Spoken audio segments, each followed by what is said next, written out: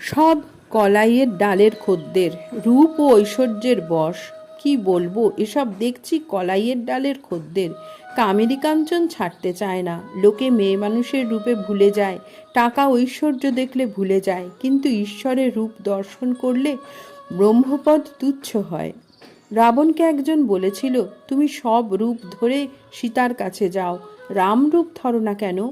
রাবণ বললে, রামরূপ হৃদয়ে একবার দেখলে রম্ভা তিলোত্তমা এদের চিতার ভস্য বলে বোধ হয়, ব্রহ্মপদ তুচ্ছ হয়, পরস্ত্রীর কথা তো দূরে থাক। সব কলাইয়ের ডালের খদ্দের। শুদ্ধ আধার না হলে ঈশ্বরে শুদ্ধা ভক্তি হয় না, নানা দিকে মন থাকে।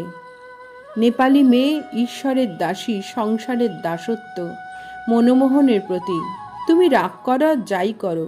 রাখালকে বললুম, ঈশ্বরের জন্য গঙ্গায় ঝাঁপ দিয়ে মরেছিস এ কথা বরং মানব, তবু কারুর দাসত্ব করিস, চাকরি করিস, এ কথা যেন না শুনি।